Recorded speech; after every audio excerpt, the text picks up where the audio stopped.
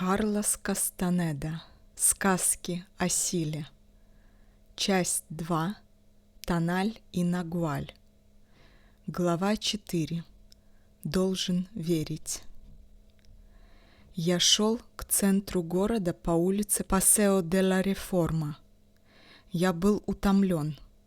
Высота города Мехико над уровнем моря, несомненно, имела к этому прямое отношение. Можно было сесть на автобус или взять такси, но почему-то хотелось пройтись, несмотря на усталость. Был воскресный день.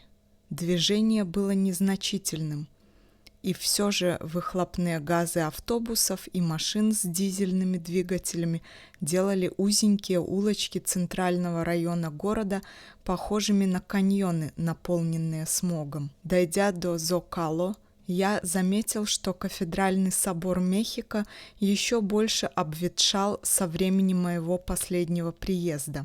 Я вошел под огромные своды, но в голову почему-то полезли циничные мысли, и я сразу же вышел. Быстрым шагом я направился на базар Лагунилья. Ни к чему особенно не приглядываясь, я какое-то время бесцельно бродил там, пока не остановился у лотка со старыми монетами и книгами. «Привет, привет! Кого я вижу?» — сказал кто-то, хлопнув меня по плечу. Подскочив от неожиданности, я быстро обернулся и разинул рот от удивления. Передо мной стоял Дон Хуан. «Господи, Дон Хуан!» — воскликнул я с дрожью в голосе. «Что ты здесь делаешь? Что ты здесь делаешь?» — эхом откликнулся он. Я сказал, что остановился в городе на пару дней, собираясь затем отправиться к нему в горы Центральной Мексики. «Ну что ж, можно сказать, что я спустился с этих гор, чтобы найти тебя», — сказал он, улыбаясь. Он вновь похлопал меня по плечу и, казалось, был рад меня видеть. Подбоченившись, он выпятил грудь и спросил, нравится ли мне его вид. Только сейчас я заметил, что он был в строгом костюме, и вся тяжесть подобной несообразности обрушилась на меня. Я был ошарашен. «Тебе нравится мой такуче?» — спросил он, сияя. Он употребил жаргонное слово «такуче» вместо испанского «трахе» — «костюм». «Да, сегодня я в костюме», — сказал он, как бы объясняясь, и добавил, указывая на мой рот: «Закрой, закрой». Я недоверчиво засмеялся. Он заметил мое смущение и затрясся от смеха, поворачиваясь, чтобы я мог рассмотреть его со всех сторон. Невероятно! На нем был идеально отутюженный светло-коричневый костюм, коричневые ботинки и белая рубашка, и галстук. «Интересно, — подумал я, — есть ли на нем носки, или же он просто надел туфли на босу ногу?» Мое ошеломление усугублялось тем безумным ощущением, что когда я обернулся к хлопнувшему меня по плечу Дону Хуану, то мне показалось, что я вижу его в штанах цвета хаки, рубашке и соломенной шляпе. А когда он заставил меня осознать каждую деталь своего наряда, его новая внешность стала фиксированной, как если бы я мысленно создал ее сам. Мой рот, казалось, был частью тела, наиболее пораженной удивлением. Он открывался непроизвольно. Как бы помогая закрыть его, Дон Хуан коснулся моего подбородка. «Ты явно собираешься отрастить второй подбородок. Ты явно собираешься отрастить второй подбородок. Ты явно собираешься отрастить второй подбородок», — сказал он с коротким смешком. Лишь теперь я понял, что он без шляпы, и его коротко подстриженные седые волосы расчесаны на пробор. Он выглядел типичным горожанином, этаким пожилым мексиканским джентльменом. Я сказал, что разнервничался, увидев его здесь, и хотелось бы где-нибудь присесть. Он отнесся к этому с пониманием и предложил пойти в ближайший парк. Мы молча прошли несколько кварталов к площади Гарибальди, своеобразной бирже труда для музыкантов. Там мы смешались с толпой зевак и туристов и прошли в парк. Вскоре он остановился, оперевшись на стену, и слегка поддернул брюки на коленях. На нем были светло-коричневые носки. Я попросил объяснить, к чему весь этот загадочный вид. Он уклончиво ответил, что сегодня ему необходимо быть в костюме по причинам, которые будут мне ясны позже. Вид Дона Хуана, одетого в костюм, был настолько неземным, что моя нервозность стала почти неконтролируемой. Мы не виделись несколько месяцев, и больше всего на свете я хотел поговорить с ним, но обстановка не располагала к этому, и мое внимание рассеивалось. Заметив мое состояние, Дон Хуан предложил пойти в парк Ла Аламеда, более тихое место в нескольких кварталах отсюда. Здесь было меньше людей, и мы быстро нашли пустую скамейку. Мы сели, и моя нервозность сменилась чувством неловкости. Я не смел поднять глаза на Дона Хуана. После длинной напряженной паузы, все еще не глядя на него, я сказал, что внутренний голос в конце концов погнал меня искать его, что поразительные события, свидетелем которых я был в его доме, глубоко повлияли на мою жизнь и что мне необходимо поговорить о них. Он сделал нетерпеливый жест и сказал, что никогда не учил меня жить событиями прошлого. «Главное, что ты выполнил мое требование и принял свой повседневный мир как вызов», — сказал он. «И то, что ты так легко нашел меня здесь, лишний раз доказывает, что ты накопил достаточно личной силы». «Что-то не верится», — сказал я. «Я знаю только одно. Я ждал тебя, и ты появился», — сказал он. «Воину этого достаточно». «И что теперь, когда я нашел тебя?» — спросил я.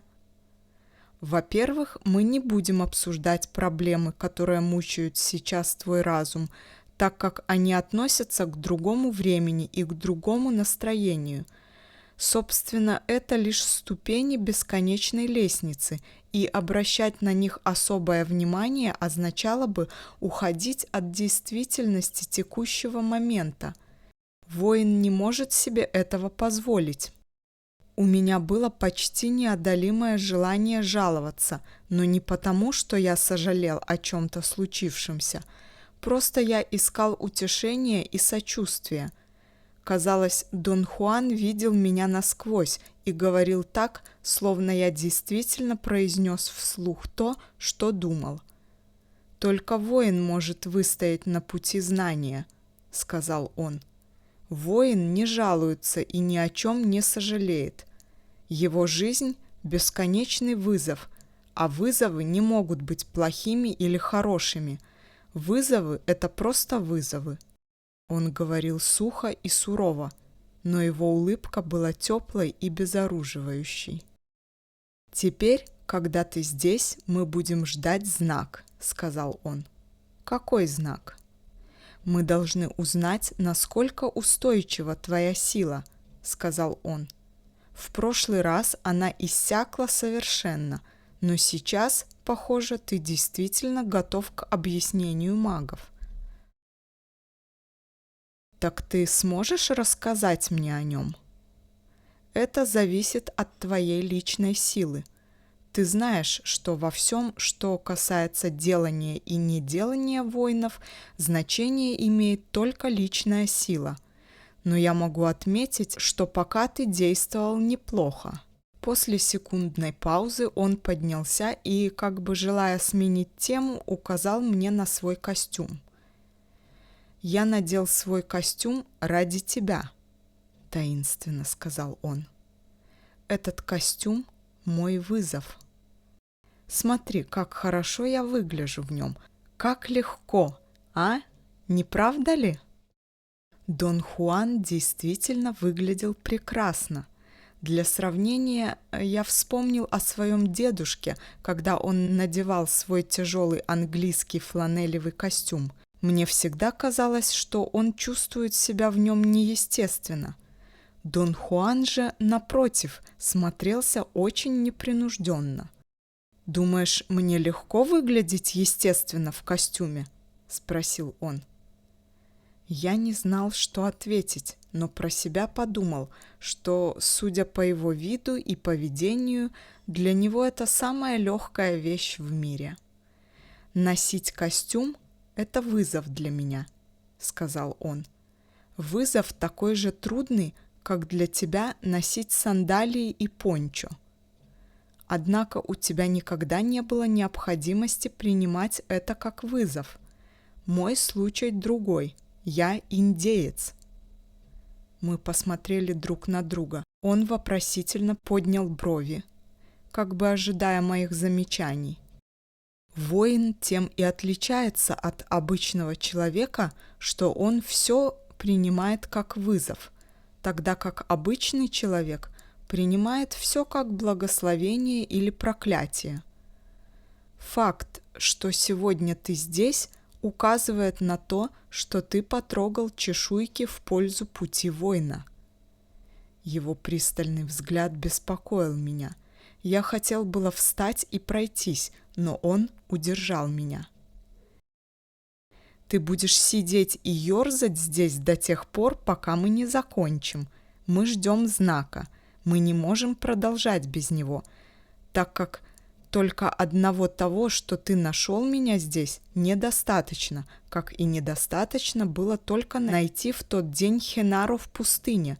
Твоя сила должна накрутиться здесь и дать нам указания». «Не понимаю, к чему все это?» «Я видел, как что-то кружилось возле парка», — сказал он. «Это был союзник?» «Нет, не союзник. Поэтому мы должны оставаться здесь и выяснить, что за знак накручивает твоя сила». Он попросил подробно рассказать о том, как я следовал его рекомендациям в отношении моей повседневной жизни и взаимоотношений с окружающими. Я не знал, с чего начать, но он предложил мне быть смелее, так как мои личные дела не были личными в обычном смысле. Они входили в поставленную передо мной магическую задачу. Я, шутя, заметил, что из-за этой магической задачи моя жизнь разрушилась, и рассказал, как трудно мне теперь поддерживать мир своей повседневной жизни. Я говорил долго. Дон Хуан смеялся до слез. Пару раз он хлопал себя поляшком, и этот жест, который я видел в его исполнении сотни раз, был не слишком уместен для человека, одетого в костюм. «Твой костюм пугает меня больше всего того, что ты делал со мной», — сказал я. «Ты привыкнешь к нему», — сказал он. «Воин должен быть текучим и изменяться в гармонии с окружающим миром, будь это мир разума или мир воли. Реальная опасность для воина возникает тогда, когда выясняется, что мир — это не то и не другое. Считается, что единственный выход из этой критической ситуации – продолжать действовать так, как если бы ты верил. Другими словами, секрет воина в том, что он верит, не веря. Разумеется, воин не может просто сказать, что верит, и на этом успокоиться. Это было бы слишком легко. Простая вера устранила бы его от анализа ситуации. Во всех случаях, когда воин должен связать себя с верой, он делает это по собственному выбору, как выражение своего внутреннего предрасположения. Воин не верит, воин должен верить. Несколько секунд он молча наблюдал за тем, как я записываю. Я так и не уловил разницы, но мне не хотелось ни спорить, ни задавать вопросы. Мне хотелось обдумать сказанное им, и меня отвлекало происходящее вокруг. На улице позади нас стояла длинная вереница непрерывно сигналящих автомобилей и автобусов, а на краю парка, метрах в 40 от нашей скамейки, стояла группа из 7 или 8 человек, включая 3 полицейских в светло-серой форме. Они склонились над каким-то мужчиной, неподвижно лежащим на траве. Вероятно, он был или пьян, или серьезно болен. Взглянув на Дона Хуана, я заметил, что он тоже смотрел на этого человека. Я пожаловался, что почему-то никак не могу разобраться в том, что он только что сказал мне. «Я бы не спрашивал», — сказал я, — «но если я не попрошу тебя объяснить, то сам не пойму». Не задавать вопросов очень ненормально для меня. «Прошу тебя быть нормальным любыми средствами», — сказал он с наигранной серьезностью. Я сказал, что не понимаю разницы между тем, когда веришь и когда должен верить. Для меня это одно и то же.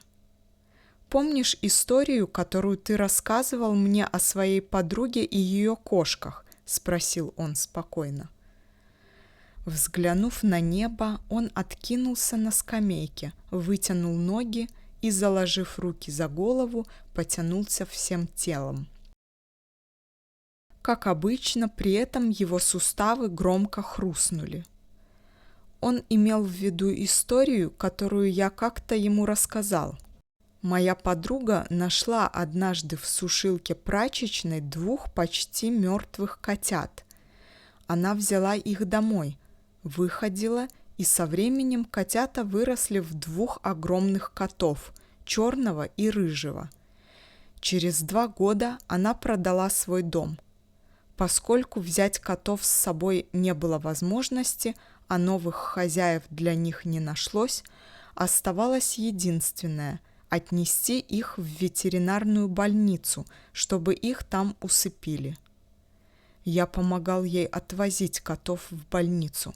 Коты никогда раньше не бывали в машине, и она старалась их успокоить. Они царапались и кусались, особенно рыжий, по кличке Макс. Когда мы, наконец, подъехали к больнице, она взяла черного кота на руки и, ни слова не говоря, вышла из машины. Кот играл с ней, слегка трогая ее лапкой, когда она толкнула тяжелую входную дверь. Я взглянул на Макса. Он сидел на заднем сиденье. Мое движение, должно быть, испугало его, потому что он нырнул под сиденье водителя. Я откинул сиденье, так как не хотел лезть за ним, опасаясь, что он исцарапает мне руки. Кот лежал в углублении пола машины. Он казался сильно возбужденным и учащенно дышал. Он смотрел на меня. Наши глаза встретились, и мною овладела какая-то тревога, неясное предчувствие или, может быть, раздражение из-за того, что я участвую в таком деле. Мне захотелось объяснить Максу, что это было решением моей подруги, а я только помогаю ей. Кот продолжал смотреть на меня, как бы понимая мои слова. Я посмотрел, не идет ли она. Через стеклянную дверь я видел, как она разговаривает с приемщицей. Тело мое ощутило странный толчок, и я автоматически открыл дверь. «Беги, Макс, беги!» — сказал я коту. Он выпрыгнул из машины и помчался через улицу, стелясь над землей, как настоящая дикая кошка. Противоположная сторона улицы была пустой. Машины там не стояли, и я видел, как Макс бежит по улице вдоль тротуара. Он добежал до угла бульвара, а затем нырнул в канализационный люк. Моя подруга вернулась. Я сказал ей, что Макс убежал. Она села в машину, и мы уехали, не проронив ни слова. В последующие месяцы этот инцидент стал для меня символом. Я видел, а может и вообразил, отчаянный блеск в глазах Макса, когда он взглянул на меня, прежде чем выпрыгнуть из машины. И я верил в то, что на какое-то мгновение эта кастрированная, перекормленная и бесполезная животная игрушка стала настоящим котом. «Я убежден», — сказал я Дону Хуану, что Макс перебежал улицу и нырнул в канализационный люк, когда его кошачий дух был безупречен, и, возможно, не было другого времени в его жизни, когда его кошачесть была столь очевидной. Этот случай произвел на меня неизгладимое впечатление. Я рассказывал эту историю всем своим друзьям, и все больше удовольствия доставляло мне отождествление себя с этим котом. Я считал себя похожим на Макса, чересчур разбалованного, одомашненного всеми возможными способами. И все же я надеялся, что однажды человеческий дух сможет овладеть всем моим существом, точно так же, как дух кошачести овладел разжиревшим и бесполезным телом Макса. Дону Хуану история понравилась, и он сделал несколько замечаний на этот счет. Он сказал, что человеческий дух временами овладевает каждым из нас, но удержать его может только воин. «Так что об истории с кошками?» – спросил я. «Ты, кажется, веришь, что сумеешь воспользоваться своим шансом, как это сделал Макс?» «Да, я надеюсь». Я пытался рассказать тебе, что воин не просто верит, он должен верить. Например, в случае с Максом ты должен верить, что его побег не был бесполезным прорывом. Да, он мог нырнуть в канализационный люк и погибнуть. Он мог утонуть или умереть от голода, или же его могли съесть крысы. Воин учитывает все эти возможности, а затем выбирает ту из них, которая соответствует его внутреннему предрасположению. Как воин, ты должен верить, что Макс сделал это, то есть, что он не только убежал, но и сохранил свою силу. Ты должен верить в это. Скажем так, без этой веры ты не имеешь ничего. Различие стало ясным. Я подумал, что действительно избрал верить, что Макс выжил, зная, что он избалован жизнью на мягких подушках. «Просто верить легко и спокойно», — продолжал Дон Хуан. «Должен верить нечто совершенно иное. И в этом случае, например, сила дала тебе великолепный урок, но ты предпочел использовать лишь часть его. Однако, если ты должен верить, то должен использовать все событие». «Я понял, что ты имеешь в виду», — сказал я. Мне действительно казалось, что я понимаю его с необыкновенной ясностью. «Боюсь, что ты все еще не понял», — сказал он почти шепотом и пристально посмотрел на меня. Секунду я выдерживал его взгляд. «Как насчет другого кота?» — спросил он. «А, другого кота?» — повторил я невольно. Я забыл о нем. Мой символ касался только Макса. Другой кот не имел ко мне никакого отношения. «Но он имеет!» — воскликнул Дон Хуан после того, как я сказал ему об этом. «Должен верить» означает, что ты должен знать и принимать в расчет обстоятельства, связанные с другим котом, который игриво лизал руки, несущие его к року. Это был тот кот, который пошел к своей смерти доверчиво, полный своих кошачьих суждений. Ты думаешь, что похож на Макса, и поэтому ты забыл о другом коте. Ты даже не знаешь его имени. «Должен верить» означает, что ты обязан учитывать все, и прежде чем решить, что ты похож на Макса, ты должен принять в расчет, что ты можешь быть похож и на другого кота.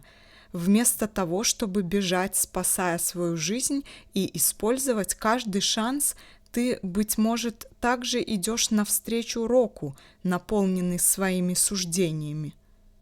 В его словах была непонятная печаль, а может быть, печаль была моей. Долгое время мы молчали. Мне действительно никогда не приходило в голову, что я могу быть похожим и на второго кота. Мысль об этом была для меня очень неприятной. Из состояния задумчивости меня вывел внезапный беспокойный шум голосов. Полицейские разгоняли людей, столпившихся вокруг человека, лежащего на траве. Кто-то положил ему под голову свернутый пиджак. Человек лежал параллельно улице лицом к востоку.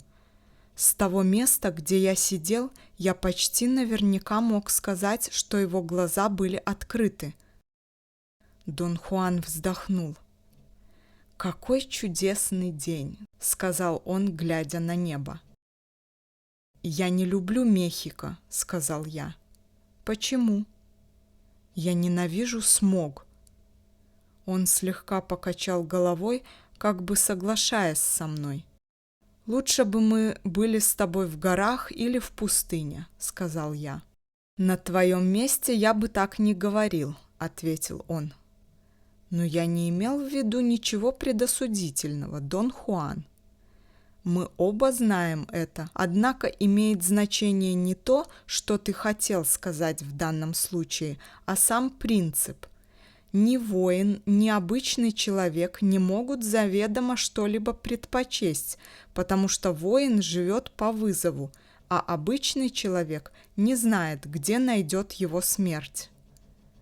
Взгляни на того мужчину, который лежит сейчас на траве. Как ты думаешь, что с ним? Пьян, наверное, или болен? Он умирает, с абсолютной уверенностью сказал Дон Хуан. Как только мы сели здесь, я сразу же увидел отблеск смерти, которая кружилась вокруг него. Вот почему я запретил тебе вставать. Что бы там ни было, дождь или солнце, но ты не должен вставать с этой скамейки, пока все не выяснится. Это и есть тот знак, которого мы ожидали. Сейчас конец дня, и солнце уже коснулось горизонта. Это твой час силы. Взгляни. Вид умирающего человека только для нас. И он указал мне, что с того места, где мы сидели, ничего не мешало нам видеть этого человека.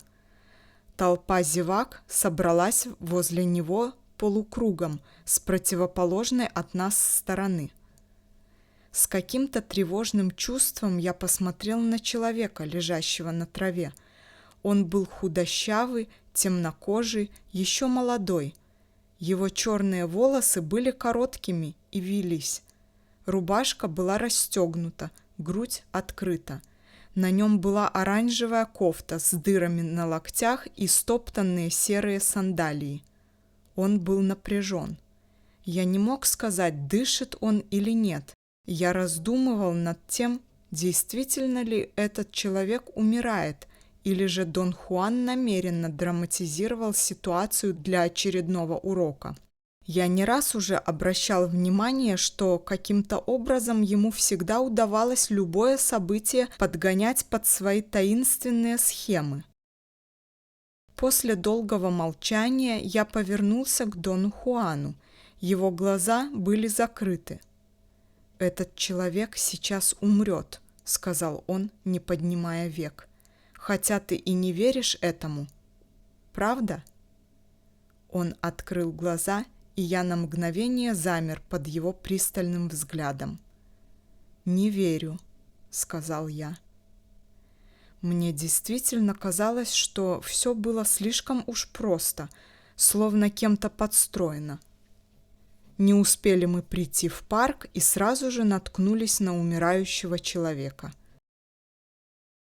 «Обстоятельства выстраиваются сами собой», — сказал он в ответ на мои сомнения. «Это не спектакль, а знак. действие силы. Мир разума превращает это событие в нечто заурядное, в незначительный случай на пути к более важным делам. И тогда мы мельком замечаем, что какой-то человек просто лежит на траве, наверное, пьяный. Но мир воли превращает это зрелище в действие силы, и тогда мы можем видеть смерть, кружащую вокруг человека.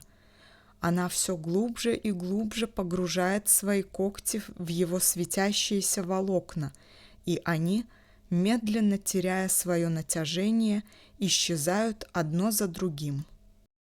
Вот две возможности, открытые для нас как светящихся существ. Ты где-то посередине, все еще желая, чтобы мир был под рубрикой разума. И все-таки ты не можешь отрицать факт, что твоя личная сила дала тебе знак. Мы пришли в этот парк после того, как ты нашел меня именно там, где я тебя ждал. В какой-то момент ты просто наткнулся на меня, не думая, ничего не планируя, не используя намеренно свой разум. А затем мы садимся здесь и ждем знака. Оба мы обращаем внимание на этого человека, но каждый замечает его по-своему. Ты своим разумом, я своей волей. Этот умирающий и есть тот кубический сантиметр шанса, который сила всегда открывает воину. Искусство воина состоит в том, чтобы быть непрерывно текучим, иначе он не успеет ухватиться за этот шанс. Я-то успел, а как насчет тебя? Я не отвечал, начиная осознавать бесконечную пропасть внутри себя, и на какое-то мгновение действительно ощутил те два мира, о которых он говорил. «Какой это исчерпывающий знак!» — продолжал Дон Хуан. «И все для тебя. Сила показала тебе, что смерть — это необходимая добавка к «должен верить». Без осознания смерти все становится обычным, незначительным. Мир потому и является неизмеримой загадкой, что смерть постоянно выслеживает нас. Что касается меня, то я лишь развернул детали этого знака, чтобы указать тебе направление. Попутно я показал тебе и еще одно, сказанное мною сегодня, это как раз то, во что я должен верить сам, потому что таково предрасположение моего духа. Мгновение мы смотрели друг другу в глаза. «Помнишь, ты читал мне стихотворение?» — сказал он, отводя глаза. «О человеке, который дал обет умереть в Париже. Как там?» Это было стихотворение Сесара Вальехо «Черный камень на белом камне». Я не раз читал ему по его просьбе первые две строфы. «Я умру в Париже, когда идет дождь, в день, который я уже помню. Я умру в Париже и не убегу прочь. Может быть, осенью, в среду, как сегодня. Это будет среда, потому что сегодня, когда я пишу эти строки, среда. Я костями чувствую поворот, и никогда, как сегодня, за весь мой путь я не видел себя настолько одиноким». Почему-то эти строки всегда вызывали у меня чувство невыразимой печали. Дон Хуан сказал, что я должен верить, что у умирающего было достаточно личной силы, чтобы самому избрать улицы Мехико местом своей смерти. «Мы снова возвращаемся к истории о двух котах», — сказал он. «Мы должны верить, что у Макса было достаточно личной силы, чтобы понять наивысшую над ним опасность и, подобно этому человеку на траве, сознательно выбрать, по крайней мере, место своего конца. Но был и другой кот, как есть и другие люди, которые встретят свою смерть в одиночестве, не осознавая ее, глядя на унылые стены своей опостылевшей комнаты. С другой стороны, этот человек умирает там, где он всегда жил, на улице. 3 полицейских – его почетный караул, и когда он потерял сознание, его глаза уловили последний отблеск огней в магазинах на противоположной стороне улицы, машины, деревья и вереницы людей, снующих вокруг, а его уши были наполнены в последний раз звуками транспорта и голосами проходящих мимо мужчин и женщин. Так что, как видишь, без осознания присутствия нашей смерти нет ни силы, ни тайны. Я долго смотрел на человека. Он не двигался. Возможно, он был действительно мертв. Но мое неверие не имело больше никакого значения. Дон Хуан был прав. Долг верить, что мир таинствен и непостижим, был выражением самого глубокого предрасположения воина, без которого он не имел ничего.